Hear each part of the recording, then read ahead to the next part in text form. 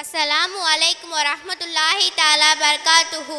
इन्नल हम्दुलिल्लाह व नहमदुहु व नस्तईनुहु व नगफिरुहु व नुमिनु बिही व नतवक्कलु अलैहि व नऊदु बिल्लाहि मिन शुरुरि अनफुसिना व मिन सय्यिआति अमवालिना। मै यहदियल्लाहु फला मुहिल्ल लहु व मै युद्लिल हादिय लहु। अशहदु अल्ला इलाहा इल्लल्लाहु वहदहु ला शरीका लहु अशहदु अन्न मुहम्मदन अब्दुहु रसूलुहु। अम्मा बाद फ़क़द क़ाल अल्लाहु तआला फ़िल क़ुरआनिल अलीम वल क़ुरआनिल मजीद। அவுது பில்லாஹி மினஷ் ஷைத்தானிர் ரஜீம். பிஸ்மில்லாஹிர் ரஹ்மானிர் ரஹீம். கண்ணியத்திற்குரியவர்களே, அல் ஹயாத்து துன்யா, இந்த உலக வாழ்க்கை எப்படிப்பட்டது? கால அல்லாஹு தஆலா யஅலமு அன்னமல் ஹயாத்து துன்யா லஇபு வலஹு வசீனா வதஃபஹுரு பைனக்கும் வதகாசுருன் ஃபில் அம்வாலி அவுலாத்.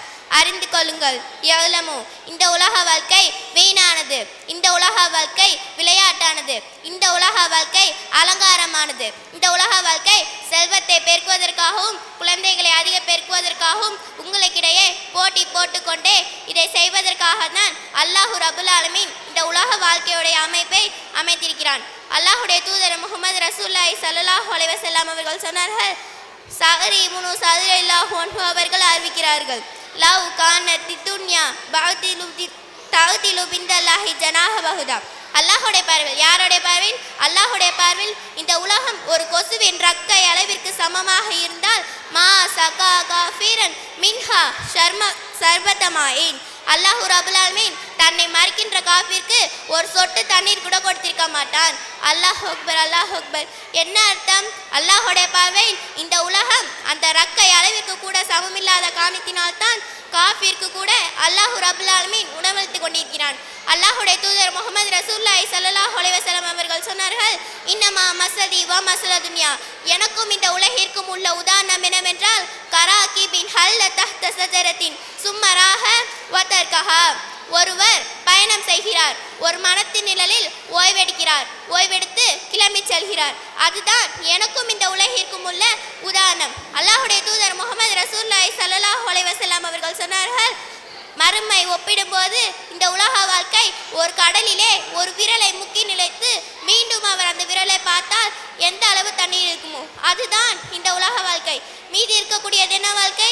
மறுமை வாழ்க்கை. அல்லாஹ் சொல்கிறான், வவரிஹு ஃபில் ஹயாத்து துன்யா, இந்த உலக வாழ்க்கையில் நீங்கள் நிம்மதியாக அனுபவித்துக் கொண்டிருக்கிறீர்கள்.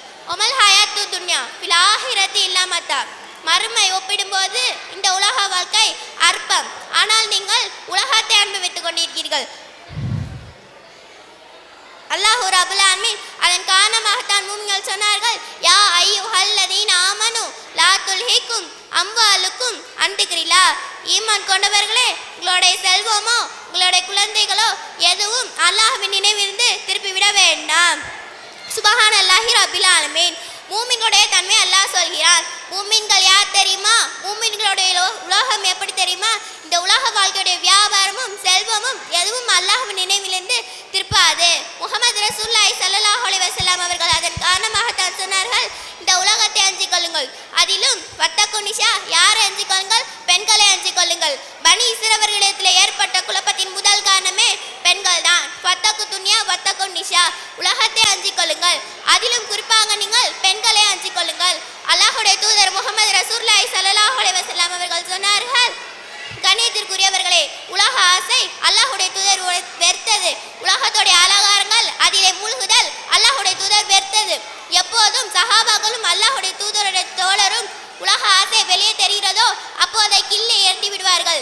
கண்ணியத்திற்குரியவர்களே, இவ்வுலக வாழ்க்கை முழுவதும் சோதனை தான். இந்த உலகத்திலே எந்த ஒரு மனிதரும் நிரந்தரமான இன்பத்திலும் ஆழ்ந்திட முடியாது, நிரந்தரமான துன்பத்திலும் ஆழ்ந்திட முடியாது. இன்பமும் துன்பமும், நோயும் சுகமும், செல்வமும் ஏழ்மை இந்த உலகில் மாறி மாறி அமைந்து கொண்டிருக்கும். குர்ஆன் சொல்கிறது, வாழ்வை மரணத்தை இறைவன் அமைத்ததன் நோக்கமே சோதிப்பதற்காக தான் என்று.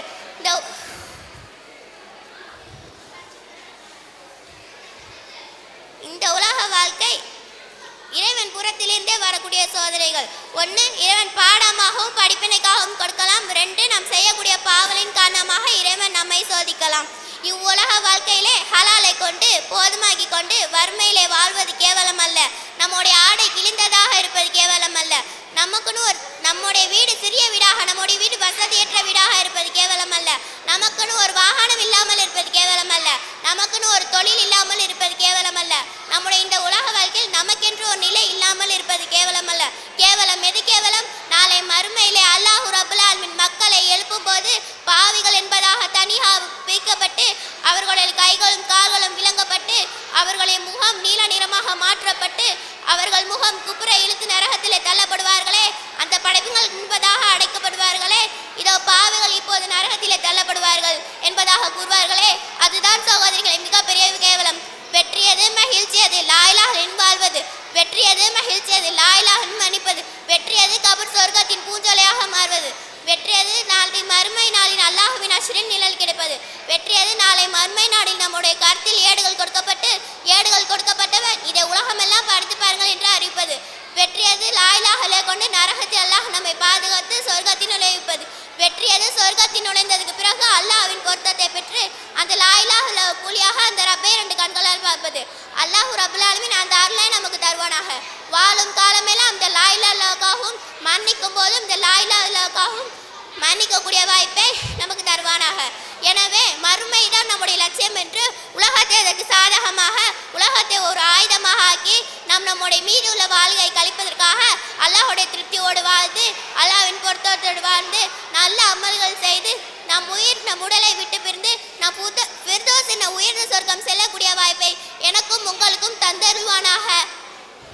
ஆமீன். அஸ்ஸலாமு அலைக்கும் வரஹ்மத்துல்லாஹி தஆலா வபரகாத்துஹு.